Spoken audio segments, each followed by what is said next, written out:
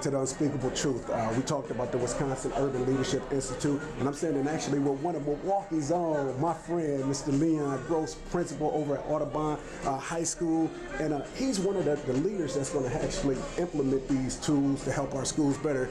Can you tell us a little bit about what you're getting from this program that we're doing here? So, in short, Dr. Smith, I really believe that the program itself is helping us to really gauge equity as it relates to our students, our families, and really just overall customer service that's extended to all of our stakeholders. It's really important that those who we're investing in, and we talk about servant leadership, we have to make sure we're acknowledging that we don't have a say-so on who's coming to ask us for our service. So we have to be cognizant of how we're treating those individuals. Are we meeting their needs, etc.?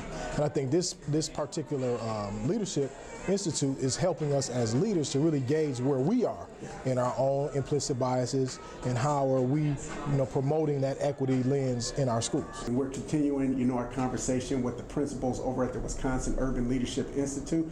I'm here with Shannon, and I'm happy because you're at one of my I can't say my old stomping ground, but a place where I used to see all of the time, Hartford University School. And so tell me, how is it being the principal over there?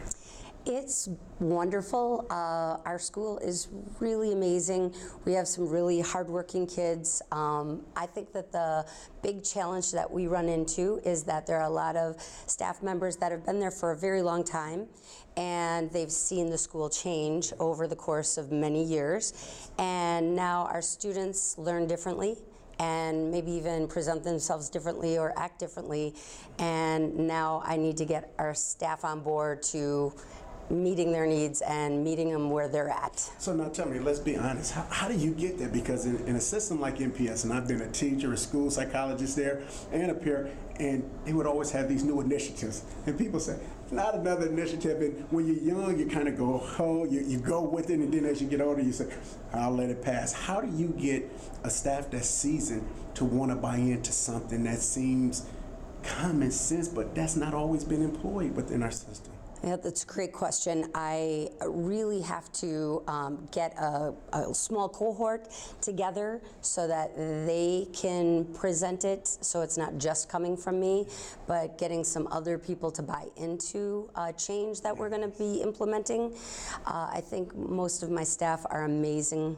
They want our children to learn. They're there for a reason. They had a calling, and they're fulfilling that calling.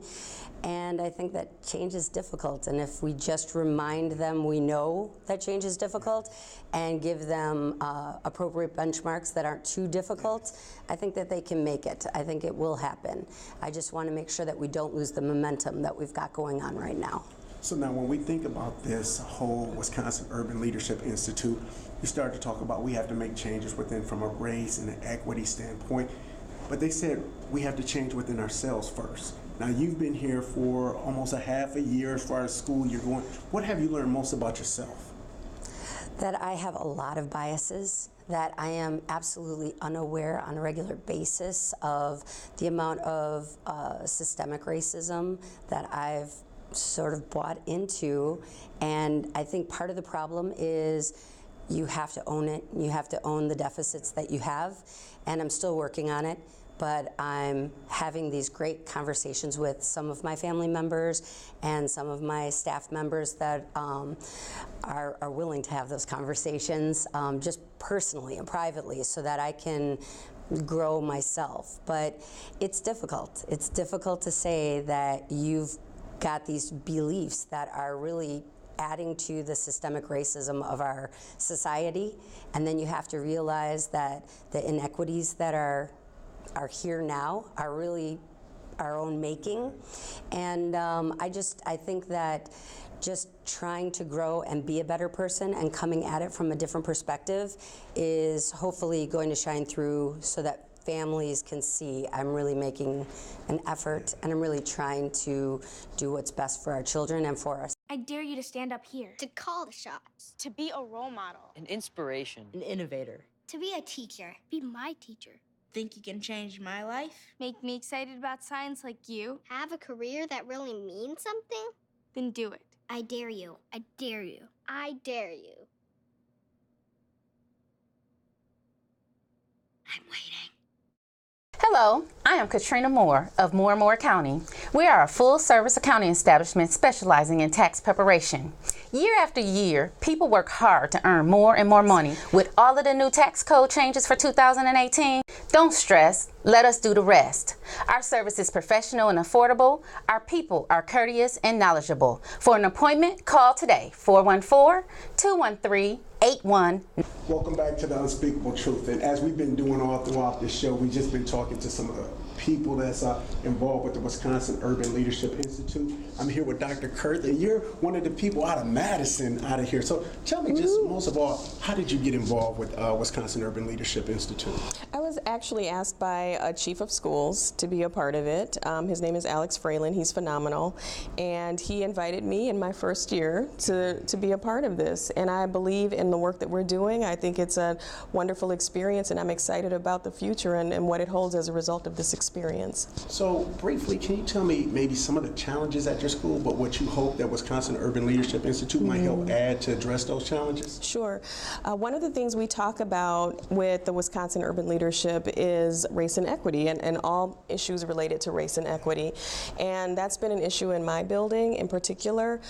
We did have an issue with a staff member using a racial slur, and that was in the media. It was an unfortunate circumstance, but we learned a lot from it.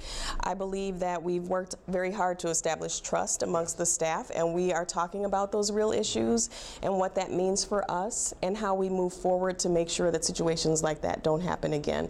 And I give a lot of credit to this experience here with the Wisconsin Urban Leadership, because it's really allowed us to think about how those issues impact us and the work that we do, and how the work that we do in our schools can better serve our kids.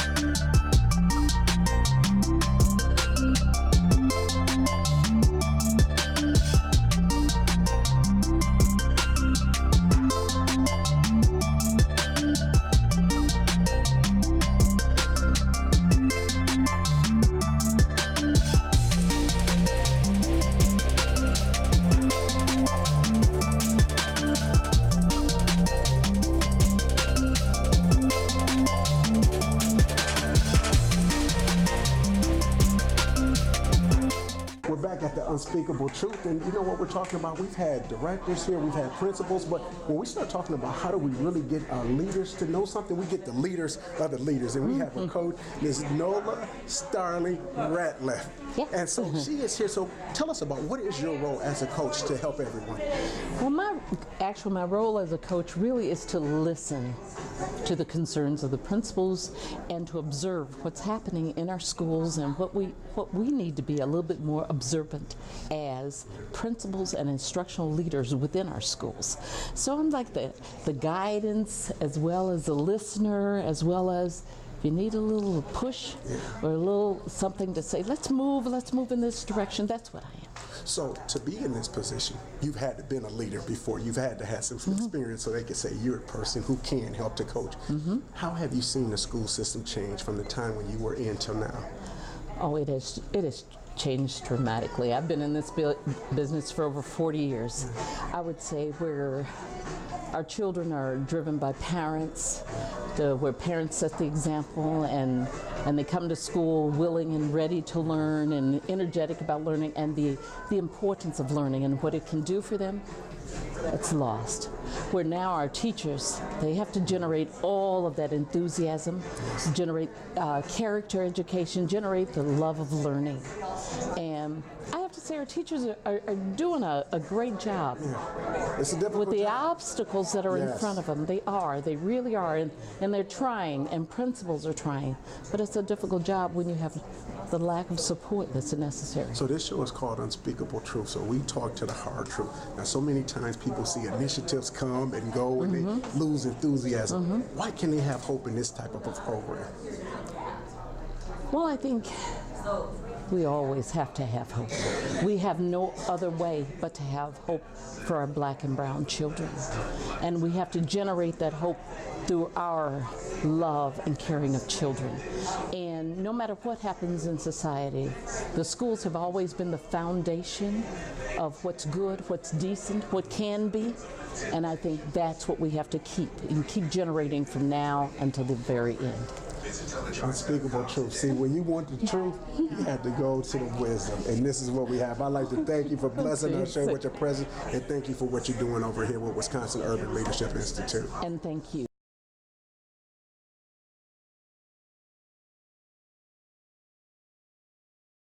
When I was in high school, I was physically at school, but my mind wasn't at school. I had problems at home, and that's hard when you feel like you're doing it alone. That's when I met our niece, my mom, as I'll call her.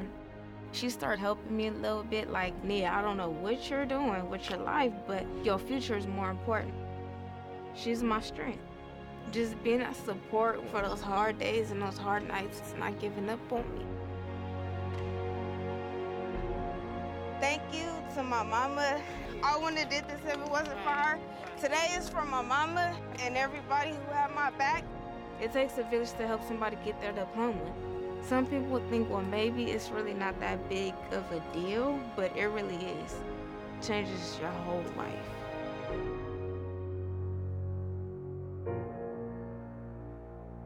Find free adult education classes near you at finishyourdiploma.org. Welcome back to the Unspeakable Truth. And, one of the things when we talk about the Wisconsin Urban Leadership Institute, a lot of times when people hear these districts, they're going to think that, hey, it's just all black people working with black and brown babies. But one of the things that I think that makes this really good is we're talking about it's inclusive to everybody. We all can learn. We all can grow. I'm here with Terry Willems, and you are on this just great state team that's coming around saying, hey, how can we make this good for everybody else? Tell us exactly what your role is in the Wisconsin Urban Leadership Institute. Right.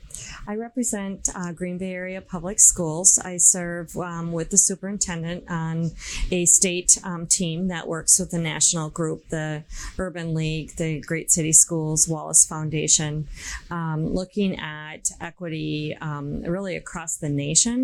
And then with an expanded state team, looking at what we can do together in Wisconsin. So what are you doing specifically here?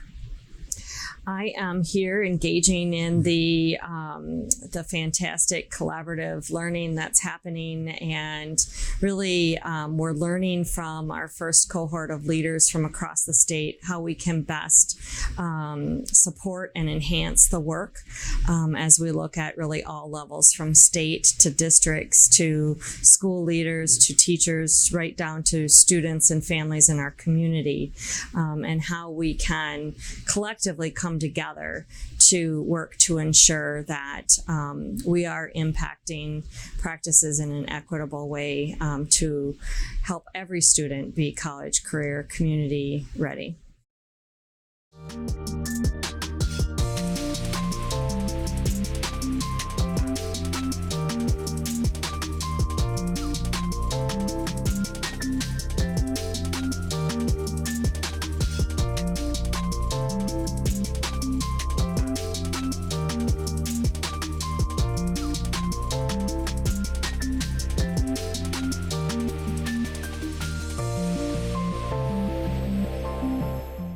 Welcome back to the Unspeakable Truth. As we're just going around, we're talking about the Wisconsin Urban Leadership Institute, and it's just a beautiful thing. And so we've talked with principals, we've talked with coaches, we've talked with those who are actually facilitating it, but now we're with the Dr. Alicia Moutry, and you're a part of this, but how did you become a part of this with your company? Yeah, well, I am Alicia Moutry, again, Dr. Alicia Moutry. I am the president CEO of 4 AM Consulting.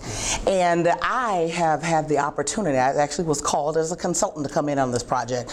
We knew exactly we wanted the 5 largest urban school districts to collaborate, but they said, to get this project off the ground and running, we need a project manager. Okay, so what are those 5 urban school districts? The 5 urban school districts are Milwaukee, Madison, Green Bay, Kenosha, and Racine. Oh, okay, so that's southeastern Wisconsin. That's the southeastern. And what's nice about it is these are the 5 largest urban school districts. So these school districts were chosen based upon data that was calculated from the Department of Public Instruction. So they looked at the free and reduced lunch count. They looked at population of the numbers of students enrolled. And that's how the 5 were chosen. So what happens is typically they kind of set the stage for the rest of the districts in Wisconsin. So those are the 5 districts. So they knew they wanted to do this collaboration and this leadership program around equity. So they said we need a project manager to come in and kind of get this thing off the ground running.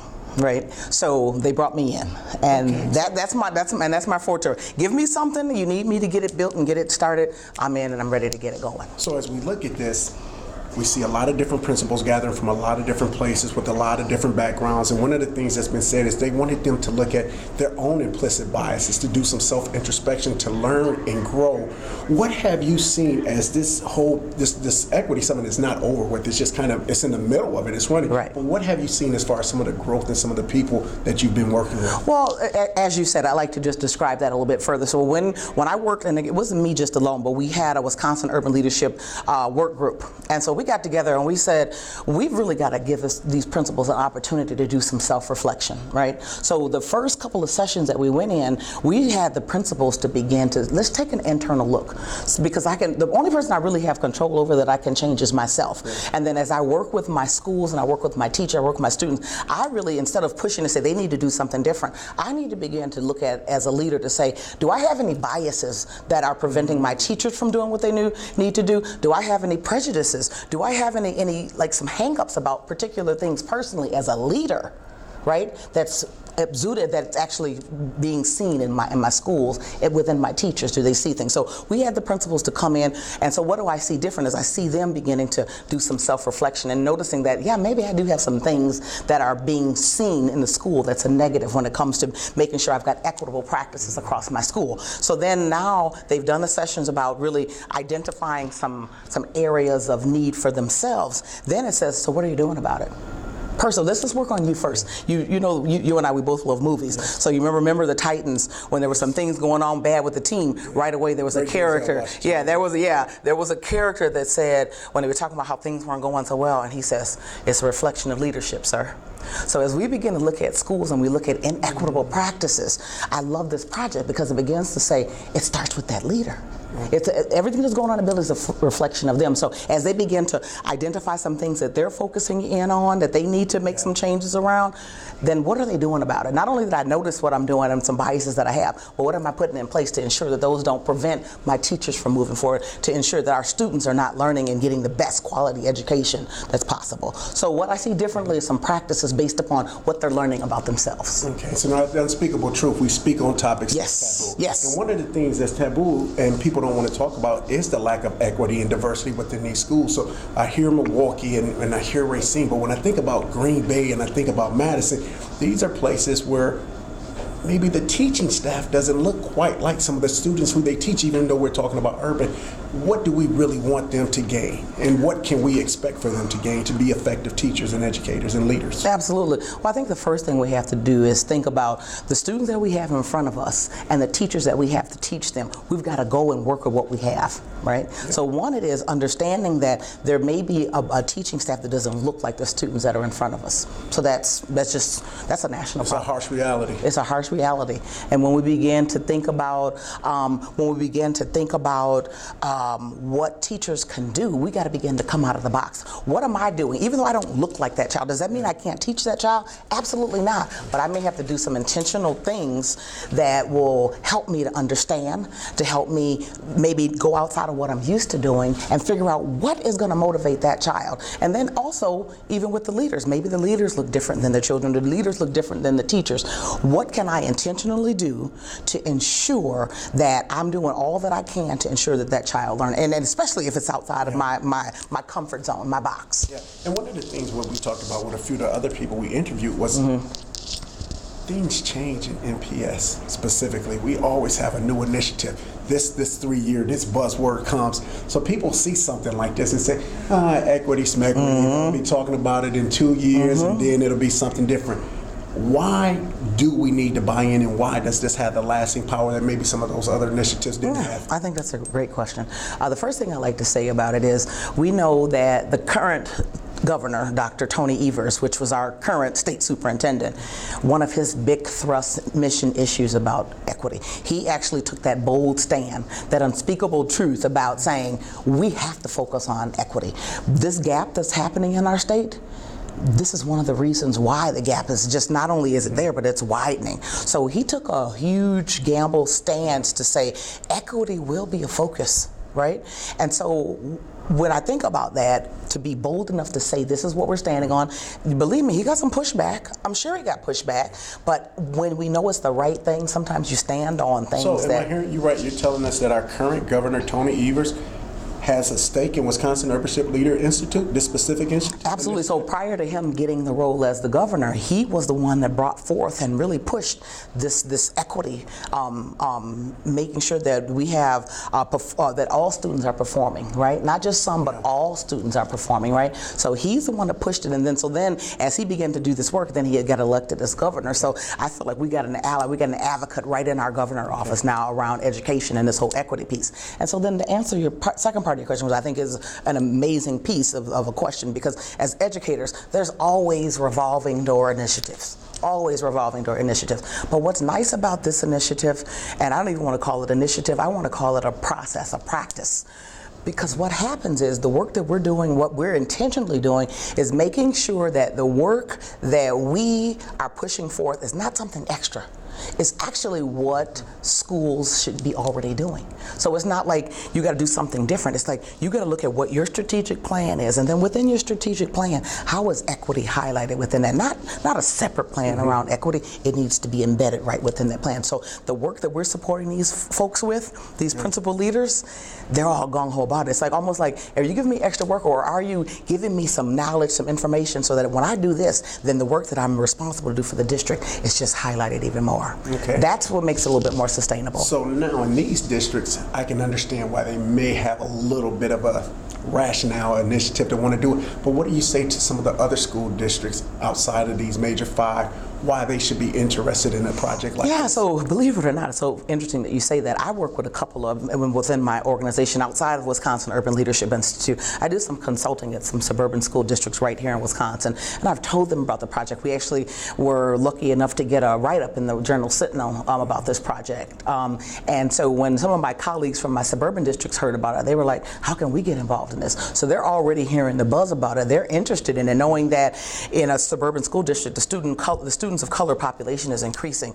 and they've got to also figure out, okay, so we used to do this thing one way, but now our population is changing. How do we ensure that there's equitable practice even within our suburban school district? So they're very interested in it, and what's happening now is I consider this to be more of a pilot. Right? So we're starting with the 5 largest urban school districts, and we have, not all of the school districts represented from these 5 urban school districts. So what we're doing is, from this project, we're creating a best practice tool. So when we finish with this, they're getting some training, they're gonna finish the program with some capstone projects. So we're saying we learn from this project, and then how do the school districts and the superintendents hear some of the great things that happen, some of the great learnings that took place, and then they build capacity amongst their districts. So if I'm a school district and I'm here and I only have 4 schools represented, I can take the learnings from this project and then grow some of them and say, oh, that went well, that went well. Then we actually have an evaluator, the UWM extension.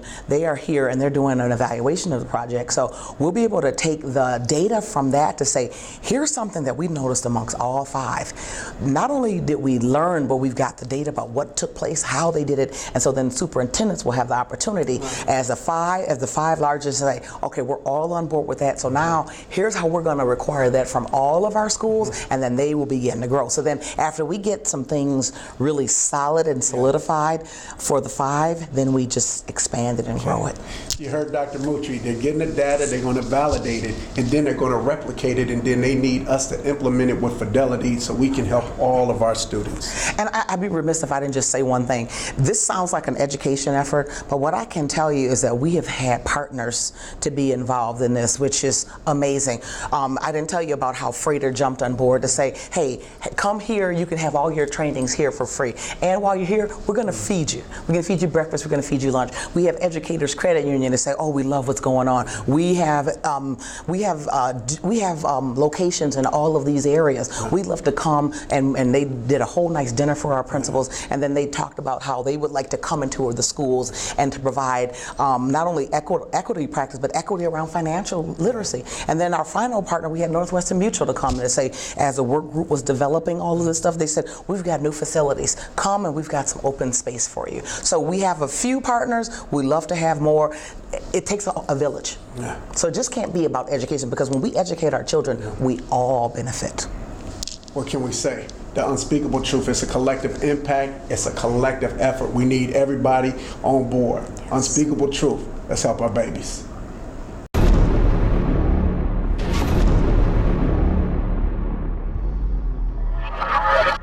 Welcome back to the Unspeakable Truth. I'm here with Heidi Moore from Freighter and Medical College of Wisconsin, and we just in like a beautiful facility. And one of the things Dr. Mutri talked about was like it takes a village and it takes a community effort. Why was it important for you to get Freighter involved in this? Yeah, so we have an extensive diversity and inclusion effort, and I can go into what that means, but basically it includes helping more people in our community to understand that Freighter and the Medical College of Wisconsin is committed to the community. And so one way to do that is to partner with various organizations. Truth,